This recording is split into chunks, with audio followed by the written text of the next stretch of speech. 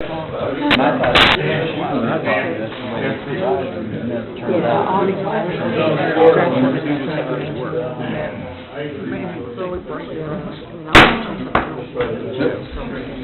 like to call a meeting to order. At this time, Becky Ehlers will lead us in the pledge, followed by prayer. I pledge allegiance to the flag of the United States of America and to the republic for which it stands, one nation, under God, indivisible, with liberty and justice for all. Dear Heavenly Father, thank you for this beautiful day and the opportunity for us to come together here tonight. Help guide and direct us in making the best decisions for the citizens and the community of Boonville. Amen. Thank you, Becky.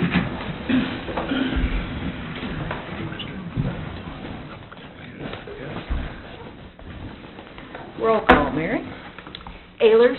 Here. Keaton. Here. Young. Here. Evans. Here. Meadows. Here. Beach. Here. Hertz. Here. Carter. Here. Hearing of citizens' comments. At this time, if there's anyone in the audience that would like to make a statement, this is their time. Seeing none, we do have Mr. Dan Buckley, who's the General Manager of Advanced Disposal, and he's going to be making a brief presentation. Well, Thank you, Dan. For having us again. I think I was in here about this time last year, but I'll try to keep it short. But this is our annual performance review. I just wanted you guys to know that as far as personnel and management went, still Amber, myself, and Jordan are running things for this neck of the woods here. Operationally, I just wanted to look at the last 3 years. As you see, we've lost about 1,300 to 1,500 tons every year that's been coming into this transfer station. I looked at 2014, and it looks like we're ahead of the game this year. So I know Jordan's been working real hard to pick up a little more work. The volume of our work now is coming from Columbia, and our trick is to get that to the transfer station. Helps the city and also helps us. But, admittedly, some of the third parties are still out there. I'm sure the council's not familiar with, well, you remember Cooper County? We bought out Paul Strobel last year, I think, was it October? We bought him out of October last year, and that's been pretty good for us. I was hoping it would bring more tonnage than it did, but a lot of his actually went up north to Macon. But as you see, I've got 2013's total was about 21,480 tons. Financially, under our royalty payment with the city, that came to 47,470, about 1,500 less than the year before. I also included revenue retention, so you can see how that went year over year. Most of that came in the commercial. Earlier this year, we started going to some of the customers that were going commercially through the city and offered them a much lower rate. We cut rates by 10%, and they would just work with us, and that brought yours down, brought mine down as well, but I think it was the right thing to do for the city is try and get some of the folks to a better price. As you see, that's just about $2,000 less than last year. As far as the quality goes, we keep a pretty close eye on how many units we're picking up weekly. That was down a bit this year. Not sure why with that one, but I do include the multi-units on here, so we get a count of that. But approximately 134,000 residential pickups. When we talk about missed calls, there's some that are fielded right in the office, and usually what we try to do is get out that day and pick them up. So I don't consider that a miss if I pick it up the same day. So that's where we get to 21 misses that were actually called into our office, our corporate office, and then we had to come back and pick them up. Great improvement over the year before, but basically comes down to about a 0.1 call for every 1,000 homes that we service. Productivity, we moved some of the, if you remember last year, we moved how we pick up the city, just slightly, moved some areas from Thursday to Tuesday. That's helped us a lot. We're getting Barry in a little bit quicker every night. I hope everything went well last week. I think we had the bulk pickup. So, Jordan, correct me if I'm wrong, did we get everything up by Thursday night? Good deal. So, we've been getting them in a lot better. Drivers in earlier and safer. I'm sure everybody's familiar with Barry. our main driver in town, and it was pretty nice. He was put in for Employee of the Month last year, and usually they picked 24 employees and brought him down to Florida. Barry asked if he could just stay home. He did not want to fly, as he called him, the big metal bird, if you've met Barry. He's unique individual. But the nice thing was that the company actually just cut him the check that it would have cost to go to, where did they bring him? Universal. They would have brought him and his family to Universal for a day, and he actually was one of the 24 Employees of the Year nominees for our company. So it was the only one I had in all of Missouri, so we're pretty proud of that. Mm-hmm. And he got his plaque and everything, and his picture in the paper. And as far as ours goes, safety for us, it's always safety first, safety always. We set pretty high goals for ourselves every year. They did a great job last year. I don't mind coming in here and letting you know exactly how many incidents I had last year. 2013 was a total of 4, nothing very major. I had a work comp where a guy cut an ear and had 3 stitches, and that was about it for 2013. Had a couple struggles in 2014. Talk about that next year. But things seem to be going good on our end, I guess. Yeah. Give us something to look forward to. Yeah. Can we just keep going? Yeah. The big one I put on here for Jordan was that they made it 107 days without anything at all. And if you've talked to any of our drivers, you'll know that, once a week they're in there with Jordan for a half hour going over OSHA and stuff like that. They've got cameras in the trucks, any kind of, they're not on all the time, but if they hit a big bump or they slam on the brakes or tend to hit something, those go off so we can get a good look at why those things happen, but we don't get a lot of them anymore. The guys really come around. One of my biggest struggles has been turnover. You get a couple new drivers in, they last a couple months. We've got a core group that we've had for a long time, and that's been a big strength of ours, but we've got a couple new guys again now, so for me it's, I want as many people as we can have possible to have a job in this area, and we are the local guy, and I want to keep pushing that, but that's really all I had tonight. Do we have any questions about what I presented, or any questions about job we're doing, suggestions? I'm open for it. I just want to say Barry really is an awesome driver. He drives our route, and I was filling up at Casey's a couple of weeks ago, and a friend of mine was there, and we were talking, and he drives by and honks and waves at both of us, and she said, he is the nicest guy. She said he always has a smile on his face and always waves and is so nice. So kudos to Barry. I'm glad he's recognized by your company. Yeah, I think he sets a good example. We like the new guys to go out with him. There's something to be said for a corporation and a company that really go faster. Yeah. But you know what? You slow down and do those little extra things. It helps a lot. Yeah, it's a hard job, I know. Oh, no doubt of that. Yeah. Any questions or comments? Yeah. On behalf of Barry, it was very nice that you got the accolades for corporate.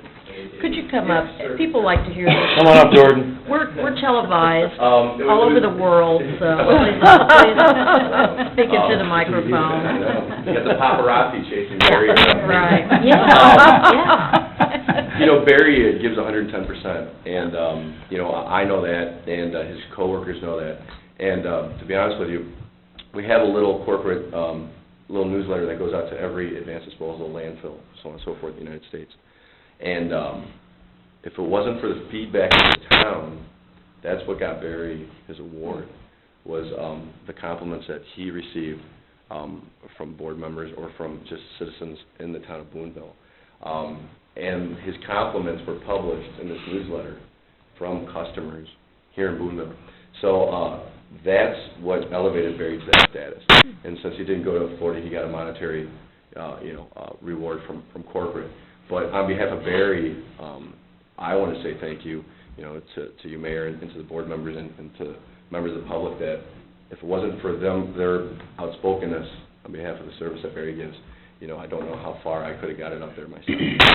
So I wanted to say thank you to everybody, and he gives 110%. He truly cares about this town, and he truly cares about cleaning it up on a weekly basis.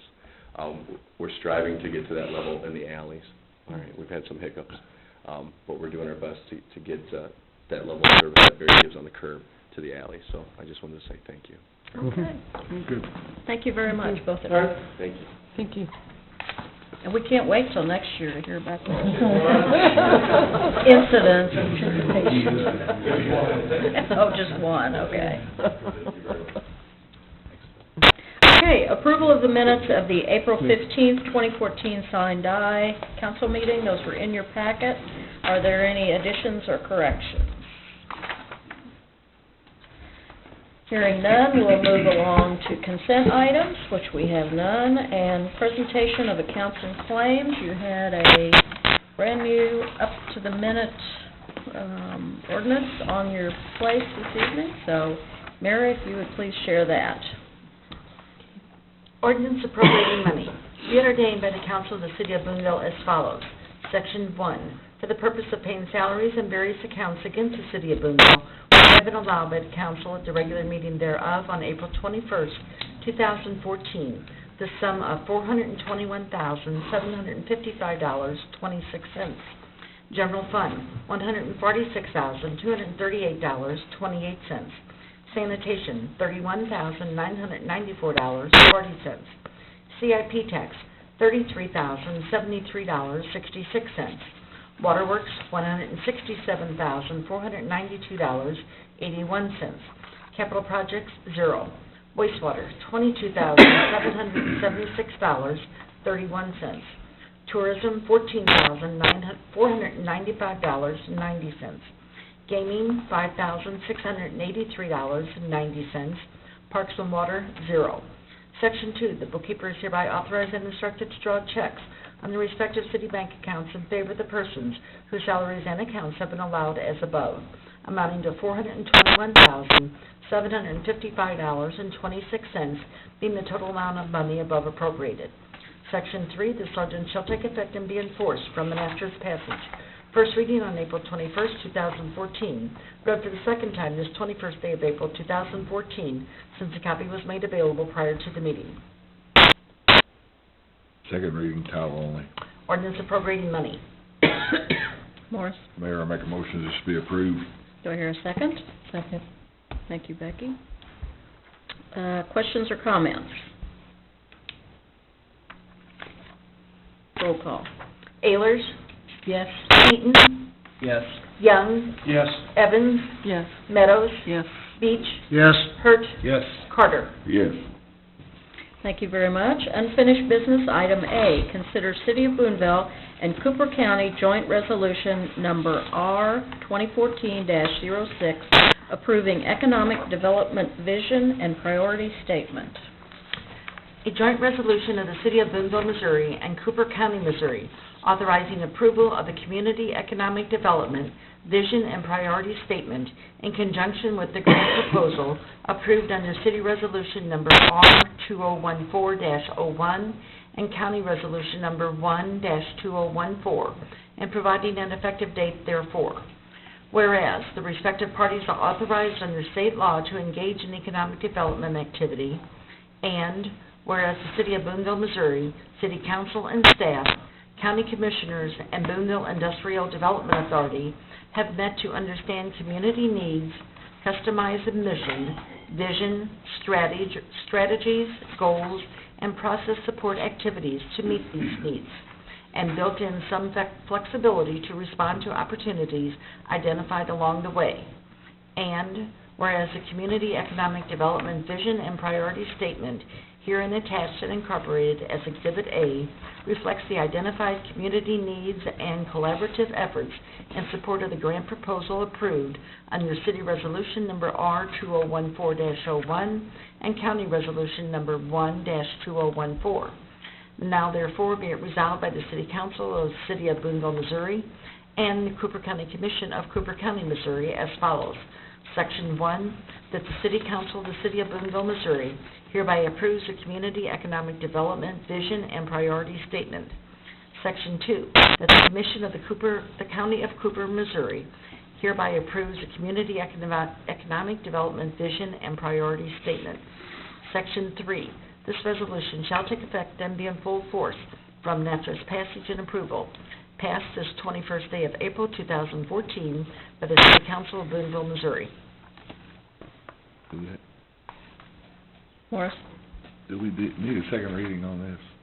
No. No, Okay, not I'll on make the a motion to be resolution. approved. Okay. Do I hear a second? Susan? Susan seconds it. Okay. Before we have comments, Megan, did you want to make any comments on this, or? No, we worked through kind of what we were going to call this and label this. We first thought we'd use a memorandum of understanding format, but after review, and we wanted to really make sure that this was identified as our community needs and priority statement, not coming from the university, we decided to go with this characterization of the document. Okay. Any questions? Okay. Roll call. Ayers, Yes. Heaton, Yes. Young, Yes. Evans, Yes. Meadows, Yes. Beach, Yes. Hurt, Yes. Carter. Yes. Okay. Jim, this makes it formal. You're officially working for the city and the county. New business, consider parking restriction request from Nelson Memorial United Methodist Church for a motorcycle prison ministry event on June the 7th, 2014. You do have a notification of temporary street closures. And Larry Long is here. Larry, would you like to say anything or just answer questions if someone has questions? Okay. This is an event that's been held before, and I'm assuming it's very similar to what you've done in the past, so, Noah? Mayor, I make a motion that we approve the street closure. Okay, do I hear a second? Second. Okay. Discussion, further discussion? Roll call. Ayers, Yes. Heaton, Yes. Young, Yes. Evans, Yes. Meadows, Yes. Beach, Yes. Hurt, Yes. Carter. Yes. Good. Congratulations, you have your street closed, and thank you for doing that so far in advance. We appreciate that. Reports of standing committees. A, Cemetery Board. Steve? I was unable to make the meeting, but the minutes are here if you Okay. have any questions. Anyone have any questions for Gary or Steve? Planning and zoning, Councilman Beach. We did not meet. We didn't have an agenda. Police Board, Steve. We have a new corporal, Eric Moss, and then we also have a new patrol officer, Eric Gross. Okay. Any questions for Steve? Okay, thank you, Steve. Boonville Housing Authority, Morris. We had a usual meeting, everything went good. The Housing Authority has met all of their state qualifications and been approved to move forward. Okay. Yeah, I might add that Bob brought over their annual audit, and Mary has it on file if anybody's interested in the Housing Authority's financial audit for whatever their fiscal year is. Okay, thank you, Earl. Parks Board, Morris. Park Board met, we had a good meeting, and the Park Board was just discussing how they can move forward and better the parks for the city of Boonville. Okay. Any questions? No? The first day of the pool. May 24th. 24th? Starting swing units today. Okay. IDA and MFA. Kate, maybe you're the one that, anybody? That was in March, Livingston, and so. As we previously talked about, the minutes are a little out of sync because Jim's going to talk about what he's been doing, and this is from March meeting, so bear with us. It was their annual meeting, they elected their officers, they're staying the same, and they talked about some new members, so if you guys can have any questions. Okay. Thank you very much. Reports of city officials, city administrator, Earl. Have nothing tonight. Mayor, I have nothing. City councilor. I actually do have a follow-up. I'd like to do a little, take about 10, 15 minutes, and we're going to do a little information on conflict of interest. Pass those square down. I think I've got 6 here, so maybe a couple of you can share there. Sorry. That's right. this is a packet for you all to keep. And so what we're going to do today is kind of review a little bit of a couple of the questions that came forward regarding potential conflict of interest issues with Mike Kelly and State Fair Community Issues and Susan. And we do not have any conflict of interest issues in terms of their duty to vote on both of those, Susan and Mike. But what I want to do is to kind of go through, we don't take these things lightly, and we go through a very detailed process to evaluate it. So in front of you, on the right-hand side, you have all of the regulations that we look at when we have a potential conflict of interest issue to look at. Most of these don't apply, but we have a couple that kind of keep coming up over and over again, and this will kind of, we'll use these situations as kind of how we go through it. Section 105-452 is a list of prohibited acts by elected and appointed public officials and employees. And when you go down through here, some of these really seem kind of obvious. Section 1, subsection 1, you can't buy a vote. That's called the bribery or payoff clause. All right, that's pretty obvious. Put a little M by number 2, standing for Mike, because we'll come back and address that one. Use of confidential information contained in the course or reason of employment in any manner or intent to result in a financial gain. Number 3, you could put a little M by that one because we looked at that one too. Disclose confidential information, not just use it, but to disclose it in an improper way for financial gain. Number 4, put a little S by that one. We evaluated that one under Susan's situation. Favorably act on any matter that is so specifically designed so as to provide a special monetary benefit to that official, their spouse, or dependent children. And actually, this statute defines what that special monetary benefit is. And it's a pretty high standard. It means being materially affected in a substantially different manner than the general public, or materially affected than anybody in a class of persons, like what Susan was in, was like a teacher at the university. Number 5 is, put a little S by that one, because we evaluated whether this might affect Susan. Use his decision-making authority for the purpose of obtaining a financial gain which materially enriches himself, his spouse, or his children. Before I go on, I'm going to kind of go back and look at those. The situation that Mike was in was he was on an advisory member of a local board with State Fair Community College. He was contacted to sit kind of as a local representative, somebody in the know. He received no pay. He has no influence over what State Fair Community College policies are or administrative anything. Basically looking at things like do we have enough parking, and, you know, how can we network to make sure we get the word out with State Fair, those kind of things.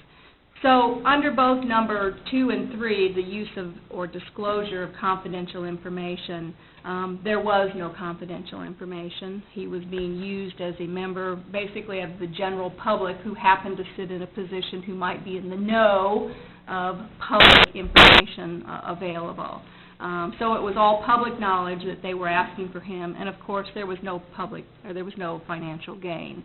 He did not receive any pay or any special consideration for his time. Basically anybody in the community could have been doing what Mike was doing. So those came to not apply at all. Under Susan's situation, Susan is a part-time adjunct professor. She works in the State Fair Community College in the Library Learning Center. She's been a professor since the fall of 2012, and she teaches 2 basic courses, a writing course and a Spanish course. And in her position, she does not represent the teachers or the adjunct professors. She makes no policy, no administrative decisions. She has no access to any of those kinds of things. So when asked if she would, if there would come a time when there was a State Fair Community College issue on the table, this issue has to be looked at to determine whether or not that would be an issue. But for Susan, she's not acting on anything that has to do with anything that a teacher would have any influence over. So it affects everybody in her class regardless. It's nothing personal to her. So, example, if she were to be voting on something that I can't even imagine what the situation would be with city and public funds, but if there was some public funds going into her programming or something to advance that, then she would have a conflict of interest at that point in time. Under number 5, the decision-making authority to obtain some kind of financial gain. Number 1, the issue that came before the council in November was not a contract with State Fair Community College per se. It was a decision on whether or not Science Hall was going to be renovated. And it also, that issue had nothing to do with her job at the Library Learning Center teaching a basic course with State Fair Community College. So I felt that there was really no financial gain on that decision, nor impacting the types of job that she was doing for State Fair Community College and the particular contract that we were acting on. So I think we're good under those prohibitions. The second page is 105-458. This doesn't apply to the situation we've got with Susan and Mike. These are issues when a business is a person or a business is doing business with a political subdivision. So if somebody's selling as a vendor, then we would apply those regulations. The third page is section 105-461. Now this one deserves some evaluation.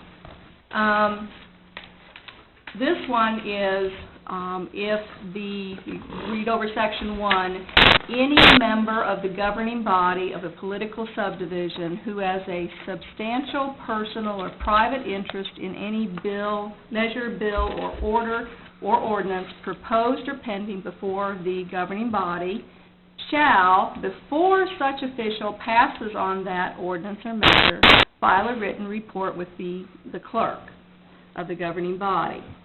Doesn't say they have to abstain, all right? It just says they have to declare and file a report. The second section is, under that one, it talks about if you have a financial disclosure statement on file, that's adequate to meet that special filing requirement. Again, looking at what Mike was involved with State Fair Community College, again, there was no benefit, there was no interest, there was no confidentiality, nothing like that. So that didn't even come to that level. So with Susan, what we need to do is we need to go over to the left-hand side of the document, and I've provided you the definitions. So what is a substantial personal or private interest in the measure? All right, so the question really comes down to, because Susan was employed by State Fair Community College, did that rise to the level that she should have abstained, or did she have a duty to vote on the bill or the ordinance that was before the council on the Science Hall renovation contract with the EDA? It's a bit of a stretch because it's not even with State Fair Community College, number one, but I think there was enough of a connection there that everybody knew that we were waiting on that preferred provider, but it probably didn't happen yet. I mean, that interest may not have arisen yet. But what is a substantial personal and private interest? It's defined on page 2. A substantial or personal private interest is any interest in the measure, bill, order, ordinance which results from a substantial interest in a business entity. All right, so what's a substantial interest? Okay, substantial interest. Ownership by the individual. Well, there was no ownership. Go down to the middle of that definition, or the receipt by an individual, or the individual's spouse, or individual's dependent child, whether singularly or collectively, of a salary, gratuity, or other compensation or remuneration of $5,000 or more from an individual within the calendar year.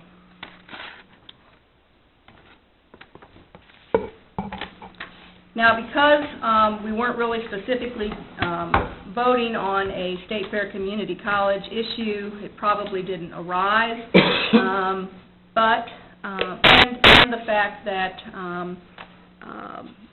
there was no ability for Susan to influence that interest to that point. She did receive a salary that met that level. So I would recommend and have recommended to Susan that she file a written statement with the city clerk as to the nature of her relationship with State Fair Community College. It does not rise to the point that she doesn't get to vote. She just needs to declare that she has that relationship and what the nature of that relationship was. And by the way, this vote occurred on Susan's second meeting. So I wouldn't have expected her to have known that or even to have had the opportunity to sit down and talk with me or the mayor about that. So, but I think it is important. She needs to declare that relationship.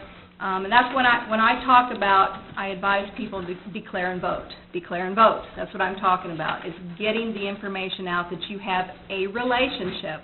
It doesn't necessarily put you into the category of a conflict of interest, but everybody knows that there's a relationship. And at some point, Susan may find herself in the situation where she has the duty to abstain because of the nature of the relationship and what it is that actually is before the city council. We'll look at that again. When, for example, when the lease agreement for State Fair Community College comes up for the Library Learning Center, the place that she teaches, that if that weren't there, then she probably wouldn't have a job in Boonville. So those, when we get to that point, then we may need to abstain on those types of activities. But voting on the agreement with the EDA for development and rehabilitation of the Science Hall, with the expectation that State Fair Community College might be the proprietary person doing that, it's a bit of a stretch based upon the nature of her work there. But I would recommend that she file a declaration with the city clerk. Okay. All right, now we're not done yet, just so we can get through this, because this is not easy stuff, and it really is very fact-specific. The next, page 4 in your packet, talks about the prohibited acts by persons with rulemaking authority, which you have. And what these boil down to are, these are the provisions that there's certain ways that people try to influence votes, and that's prohibited. I've never had to evaluate that or anything in my 7.5 years here. The last, page 5, is prohibited acts by persons in judicial or quasi-judicial positions, and this would arise when you all serve as the hearing officers at the demolition evidentiary hearings, those kind of things. So, for example, if you would know or be related to anyone who's being called before the council, then we would have to address that. So when you're serving as a hearing officer in a quasi-judicial position. So that's how we evaluate conflicts of interest on a case-by-case basis. I'm not a mind reader, so you have to tell me. And we've done this, I usually have 2 or 3 a year that we go through. But that's how we do it. Any questions for Megan on that? That answers one of Ned's questions, but I wasn't going to just answer his questions. I was also going to educate, so maybe we'll do that after we get there. You did a good job. Thank you. Very informative. Economic Development, Dr. Dan. Good evening, Council. I provided for you the report of my activities on that I presented to the IDA's April 17th meeting. And just to reiterate a point that Kate made earlier, the IDA and MFA meet on a Thursday evening, and we can't get the minutes prepared and in a council packet. That's why there's a phasing issue of why I'm giving you April information here, but what's in your packet from the MFA and the IDA is March. So just wanted to make that clear for the new council people, and if I hadn't made that point before. I'd like to just point out, highlight a couple of things. On Section 1E is that Project Home that I alluded to in our work session regarding 80 buildings being submitted just from Missouri. I also wanted to tell you in 3B, on April 11th, I had 17 commercial lenders from the county come to Boonville for a bankers summit. We discussed their lending programs, access to capital tools such as SBA guarantees, USDA guarantees. We talked about economic development strategy. We were together about an hour and a half, and I think the meeting was very well received by the bankers in attendance, and I received not only good comments there, but several follow-up emails. 4A, number 1, is that I had presented with you about a month ago an email that I had gotten from a high school student. Well, that high school student's name is Garrett Fuller. He came home with a 4th place prize in the high school division and a $250 check from the boom competition. So, yeah, very nice. I met with Garrett again today, so he's advancing on his project. If you could, then on the next page, number 6H, is I did want to make you aware that Boonville's annexation did bring some interest regarding a project, even though the project isn't considering locating in the annexed area. But the community had received some attention. Some people were aware of what was going on there, so I received an inquiry about what was going on. So I just wanted to bring that to your attention. Provided that prospect with community information, billing information, and incentive packages. That hasn't moved anywhere since that was done, but I wanted to let you know that that did occur. And the last one that I'd like to highlight, and then be responsive to any questions you may have, is number 9A. City staff and I, with being escorted by the local real estate agent, toured the Hostess factory. I'm pleased to tell you that whoever closed the factory down needs to have an accolade, because it was mothballed with the intent of starting up the next morning. So it was not in the state that I feared it would be. It really does look like you could go in tomorrow and start baking buns again. So I was very thrilled to see that. Toward that end, we've developed 5 prospects that we'd like to target to talk about baking operations.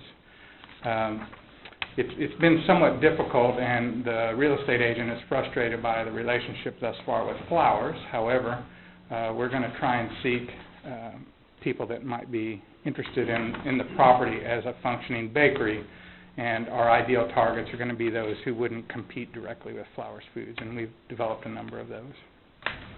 Other than that, I'll respond to any questions you may have. Questions for Jim? Thank you. Okay, thank you. City Clerk, Mary, do you have any? I have nothing to report. Okay. Miscellaneous. Any miscellaneous this evening? I do want to announce that at our next regular meeting, May 5th, we'll be having a workshop, and it will start at 5:30. So, gonna have a early meeting. Okay. No miscellaneous? Well, I would entertain a motion to adjourn. So moved. Second? Second. All those in favor say aye. Aye. Thank you very much. Yes, you have a proposition.